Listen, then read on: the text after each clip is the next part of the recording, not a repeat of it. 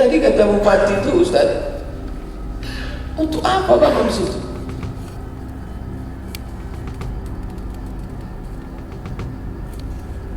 Mati rasanya gara-gara banyak makan haram. Lama saya menung, kok bisa otak dia tak menangkap cakap saya itu? Mumpung masih bupati, tanda tangan masih laku, masih hebat kan? Bisa dia buat masih pakai anggaran APB, selesai, kirimkan anak-anak itu ke Mesir 4 tahun, pulang, bangun situ sekolah TK, SD, SMP, aliyah, sekolah tinggi kan? Masuk dia tanya, lama saya mikir kenapa? Oh, dia makan haram, mati rasanya. Seandainya dia udah korupsi makan haram, dibangunnya pula Islamic Center, lalu apalah kelebihan kita dari dia? Itulah adilnya Allah itu. Memang untuk dia lah neraka jahanam itu.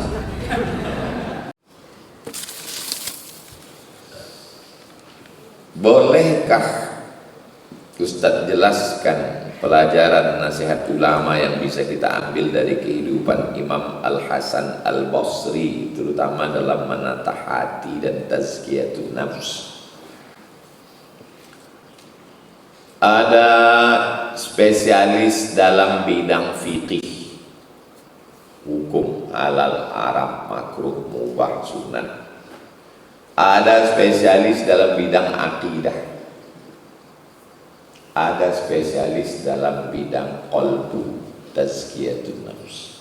Jadi dalam literatur Islam ini ada spesialisasi. Salah satu ulama yang spesialisnya dalam bidang masalah qalbu adalah Imam Al-Hasan Al-Basri. Basri karena kampung dia di Basrah, Irak, bukan Kuansing. Hasan Al-Basri. Hasan mana? Hasan dari Basrah. Jadi kalau disebut waqala Al-Hasan, maksudnya Hasan Al-Basri. Dia adalah tabi'in. Dia dari kalangan tabi'in. Dia berguru kepada sahabat-sahabat Nabi yang ada di Basrah.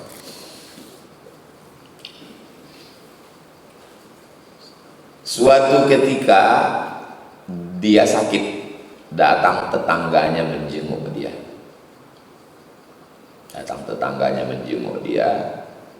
Karena dia tak ada di ruang tamu, dia di kamar, tak bisa bangkit. Tetangganya itu masuk ke dalam kamarnya. Sampai di dalam kamar, di pojok kamar itu ada ember menampung air dari atas.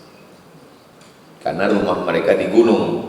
Rumah kalau di bukit itu kan di atas rumah orang, bawah rumah kita, rumah pegunungan. Tetangganya itu bertanya, itu air apa? Kata Imam Al-Hasan Al-Basri, aku tak tahu. Pokoknya udah lama air itu bocor, aku tampung. Sudah berapa lama? 20 sana, 20 tahun. Kata tetangganya itu posisi air itu WC aku.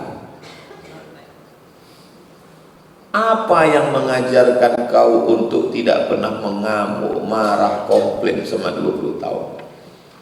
Maka saksikanlah Hasan Al-Basri. Asyhadu an la ilaha illallah wa asyhadu. Tetangganya tak Islam, tak pernah diceramahinya, tak pernah dia tabligh akbar ke rumah tetangganya itu.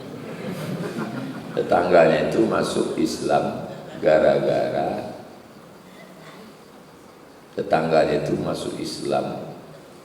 gara-gara menengok air bocor ke kamar Imam Al-Hasan Basri.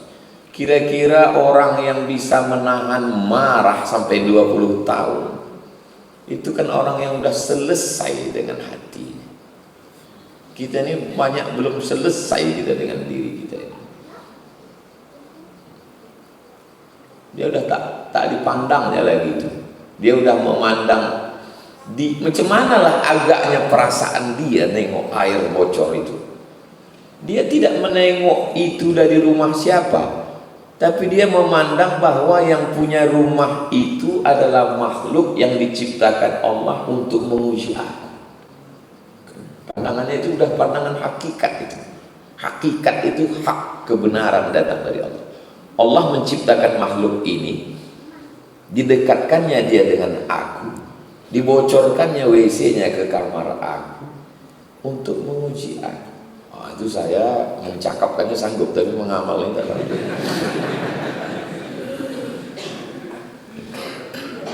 Udah tak dipandangnya lagi orang itu, udah yang dipandangnya itu Allah semua sudah. Itulah makna dalam ungkapan orang tasawuf, ainama tuwallu fathamma wajhullah. Kemanapun kau memandang, yang kau pandang adalah Allah. Bukan itu wahdatul wujud. Ini banyak orang selalu mengejek, itu orang tasawuf itu wahdatul wujud, itu semua Allah, pokok kayu pun Allah. Bukan begitu maksudnya. Maksudnya wahdatus syuhud. Wahdah itu satu, syuhud itu pandangan. Pandangannya cuma satu. Memandang bahwa perbuatannya itu adalah perbuatan Allah untuk menguji dia. Itu yang paling berat. Berzikir itu berat, tapi yang lebih berat lagi, macam mana wahdatus syuhud. Wa naqsimu wa ma sawwaha fa'alhamaha fujuraha wa taqwa qad aflaha man zakkaha. Beruntunglah orang yang mensucikannya. Setelah disucikannya, ini gelasnya, setelah disucikan dia, pertama takhalli, kosongkan dulu. Kosongkan dari asbak rokok, puntung rokok, debu, kotor, udah bersih.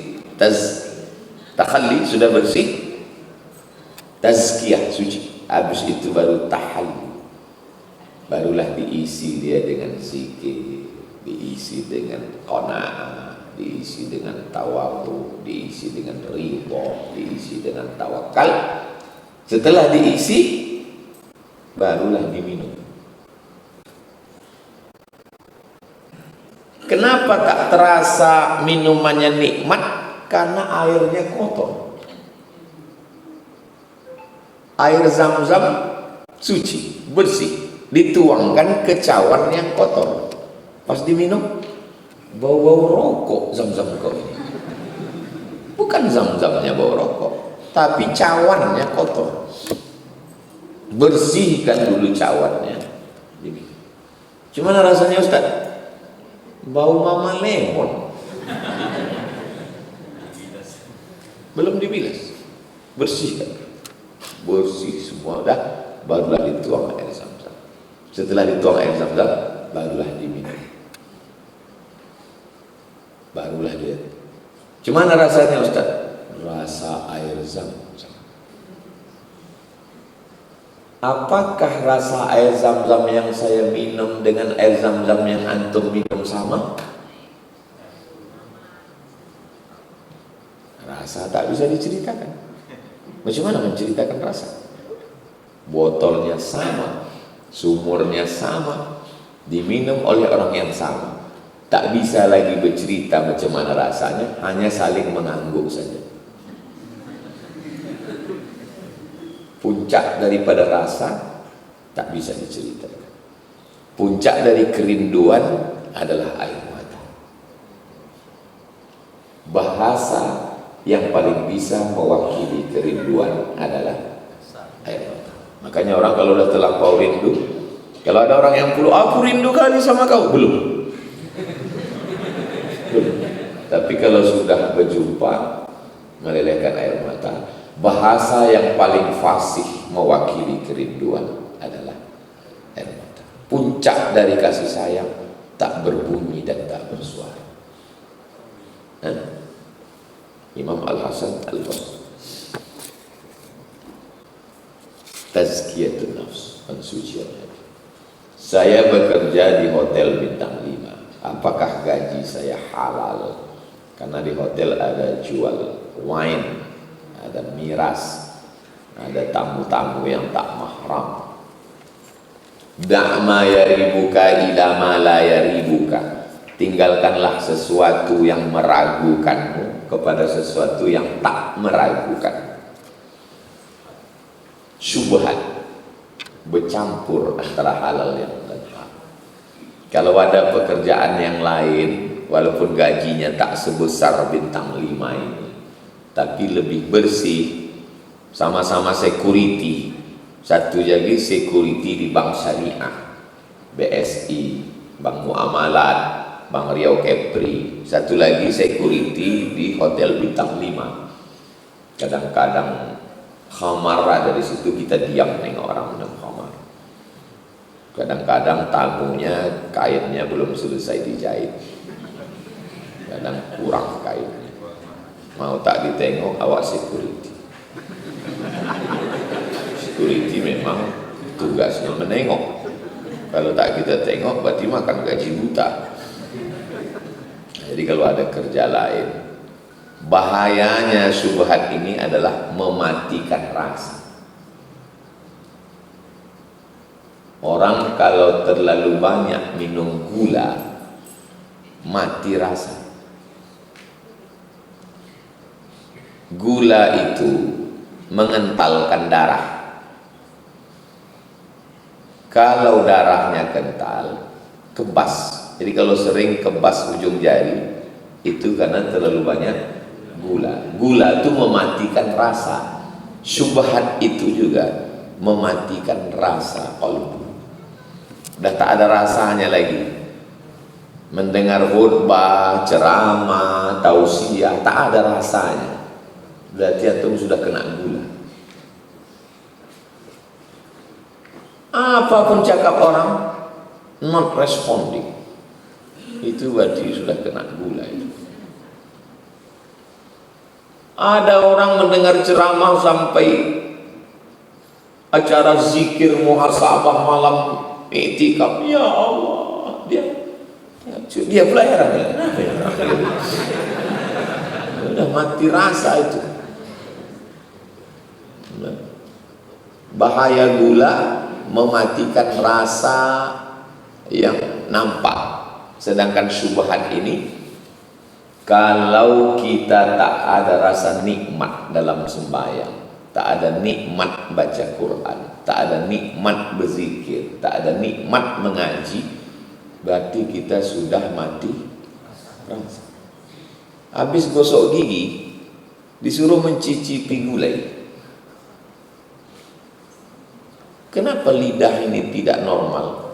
Mati rasa. Habis mencium parfum, agak 5 parfum, datang orang ngasih parfum, Ustaz ini parfum bagus ini, asli kayu gahar. Mati rasa. Mesti dinormalkan dulu.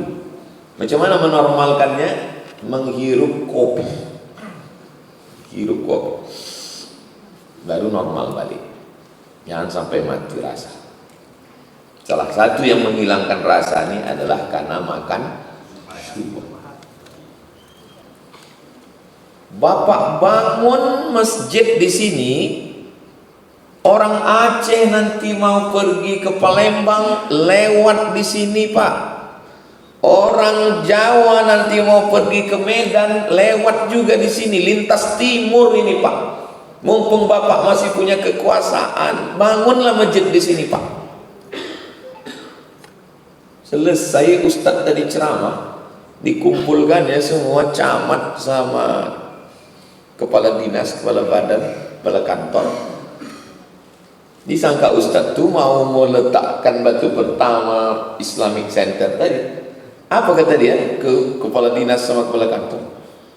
Untuk apa kita bangun masjid di sini? Siapa yang sembahyang nanti di sini? Orang tuh lapor ke saya yang ceramah itu. Tadi kata bupati itu, Ustaz, untuk apa bangun di situ?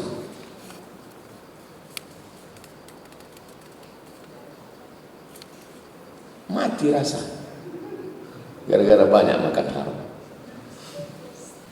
Lama saya menung, kok bisa otak dia tak menangkap cakap saya itu? Mumpung masih bupati, tanda tangan masih laku, masih hebat kan? Bisa dia buat masjid pakai anggaran APB, selesai. Kirimkan anak-anak itu ke Mesir 4 tahun, pulang, bangun situ sekolah TK, SD, SMP, aliyah, sekolah tinggi kan? Masuk dia tanya, lama saya mikir kenapa? Oh, dia makan haram, mati rasa dia. Seandainya dia udah korupsi, makan haram, dibangunnya pula Islamic Center, lalu apalah kelebihan kita dari dia? Itulah adilnya Allah itu. Memang untuk dia lah neraka jahanam itu. Disangkanya dia menang. Menang, kata jurkamnya. Pas ditengok KPU besok pagi, rupanya kalah.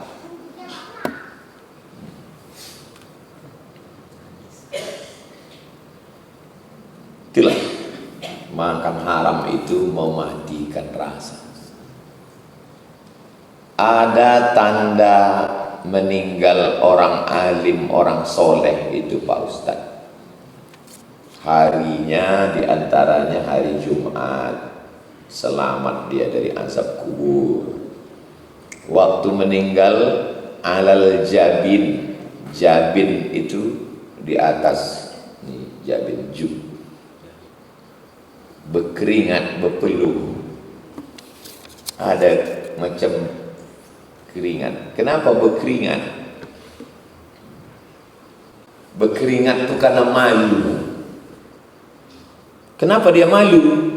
Karena sebelum mati itu nampaknya tempat dia di surga, dan dia malu karena tak sesuai amalnya. Amal dia sedikit, tapi balasan Allah itu besar. Akhirnya dia malu. Orang kalau terlampau malu, berkeringat. Antum mau meminang anak gadis orang, berkeringat kan? Maka muncul ada istilah keringat dingin kan? Nah itulah dia. Tak bisa kan, antum belum pernah berkeringat. Emosi kita ini di dalam itu berpengaruh ke fisik. Makanya emosi senang, benci, marah, cinta, suka itu namanya emosi, rasa yang ada di dalam. Dia berbentuk dalam meleleh, air mata, berkeringat, wajah merah. Jadi kenapa orang itu berkeringat waktu meninggal itu? Karena nampaknya tempat dia dan tak sesuai dengan amal dia. Tak cocok rasanya aku di situ. Karena malu itu dia berkeringat. Lalu kemudian wajahnya tersenyum, nampak tuh wajah senyum. Kenapa dia senyum? Tapi sakit, mati itu sakit. Ibu baru melahirkan anak, operasi,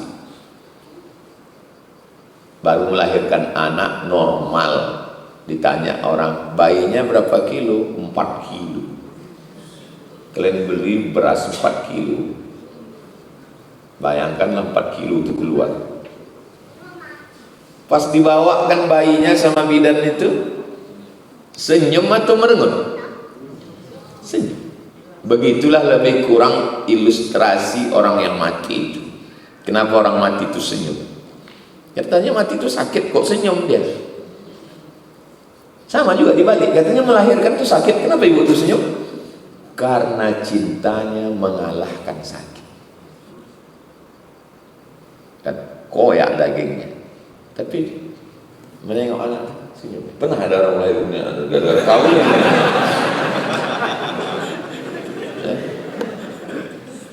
Begitulah lebih kurang mati.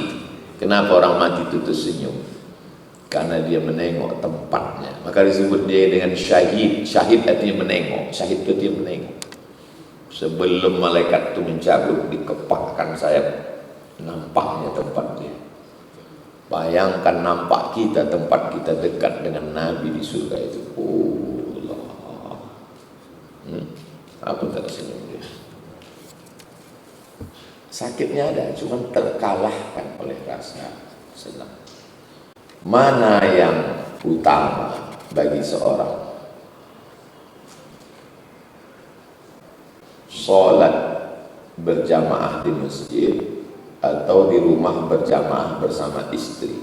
Sholat dulu di masjid berjamaah, habis itu pulang ke rumah dia sholat lagi berjamaah sama istrinya, sama emaknya kalau ada emaknya tak bisa jalan, sama anaknya. Jadi laki-laki sholat berjamaah di sini untuk menggugurkan kewajiban. Sholat yang kedua itu nanti sholatnya terhitung sunnah, boleh sholat 2 kali. Anak saya sekarang di SMA IT. Saya ingin melanjutkan kuliah ke Mesir.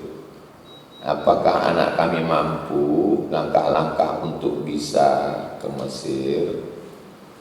Nanti mendaftar ke Ustadz Dr. Afrizon, alumni Al-Azhar yang buka khusus bahasa Arab untuk berangkat ke Mesir. Cari di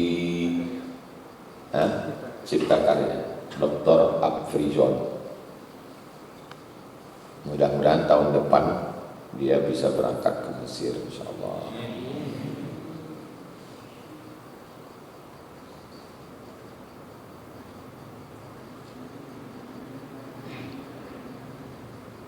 Tapi tanya dulu baik-baik, mau kau ke Mesir? Nah, kalau dia tak mau, jangan. Anak kita ini hidupnya cuma sekali, jangan buat dia tersiksa. Kalau saya dulu, saya minta ke Mesir. Saya kelas 3 SMP di Jalan Sisingamangaraja, Medan.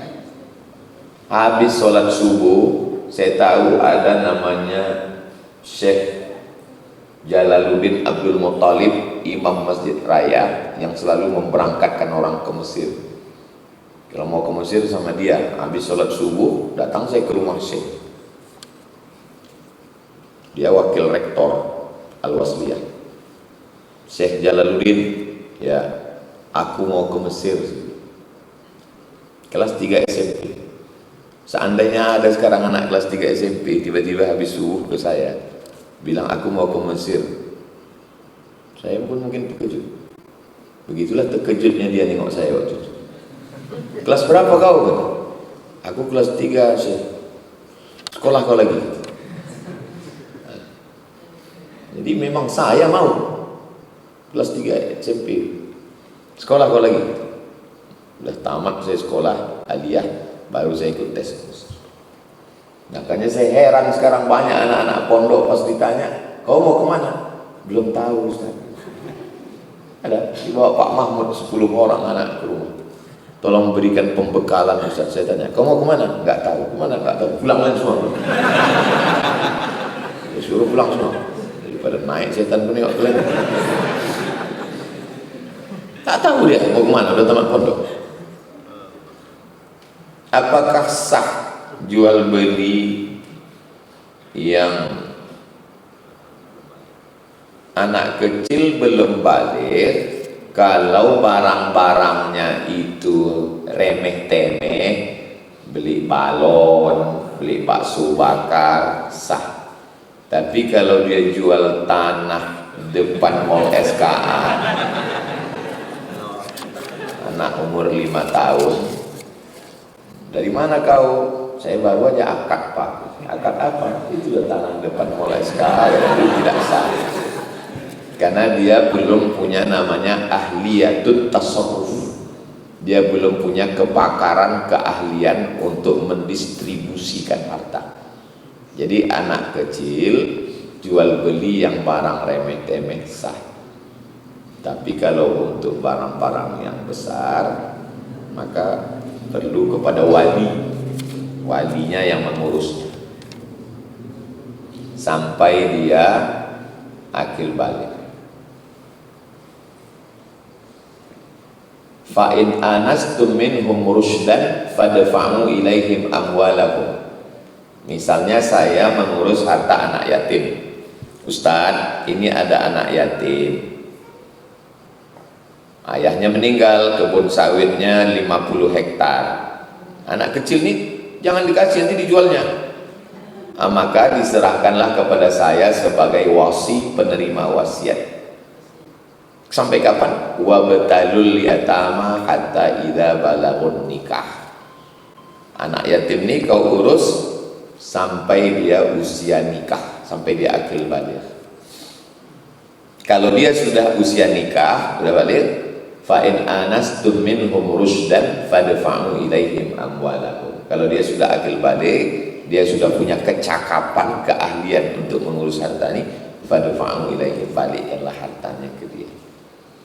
Itulah maka turun ayat, khawatir nanti anak yatim ini tak terurus dan segala macam.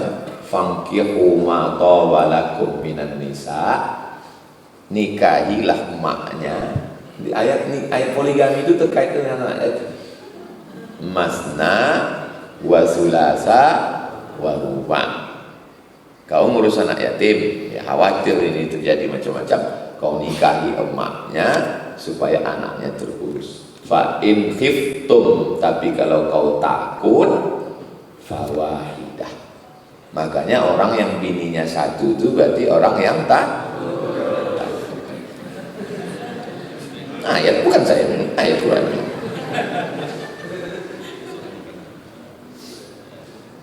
Saya seorang pemuda yang sering jatuh maksiat, kemudian bertaubat, kemudian jatuh lagi. Bagaimana caranya agar istiqomah kita jalani kepada Allah? Tengok dulu jatuhnya kemana. Kalau jatuhnya ke judi, berarti mesti dua. Ke ustaz satu, cerita tentang ayat, ke psikolog untuk melepaskan dia dari judinya itu. Jatuhnya kemana?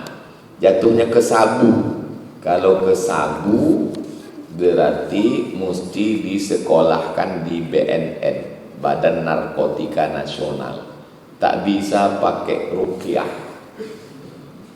Oh, sabu tak bisa diceramahi orang sabu, berhenti remnya nggak bisa mendadak sabu itu, mesti dosisnya dikurangi, dan itu tidak bisa di rumah. Tak bisa kau pakai sabu pas ditanya kenapa kau pakai, dalam rangka mengurangi dosis pak. Dia harus di lembaga, dan lembaga yang ngurus itu namanya BNN. Tengok dulu jatuhnya kemana. Kalau jatuhnya ke zina, tidak ada jalan lain, bebini. Udah bebini tetap berzina, berarti dia orangnya yang seleranya itu tak bisa satu. Dia tidak bisa mono, dia Dolby stereo. Dia tak bisa satu, dia mesti banyak. Maka solusinya poligami. Laki-laki yang sudah bebini tetap berzina, maka solusinya dia mesti poli, dia mesti banyak bininya. Karena dia kalau satu aja sama macam orang, masa makan lontong terus gitu. Memang ada jenis orang begitu. Memang ada jenis manusia begitu. Jadi tengok dulu jatuhnya kemana. Mesti dianalisa. Karena pertanyaannya umum, saya jawab umum. Kalau pertanyaan khusus, saya jawab secara khusus. Itulah kaji kita subuh ini. Mudah-mudahan ada manfaatnya. Mudah-mudahan kita dijaga Allah Ta'ala ala hadirin.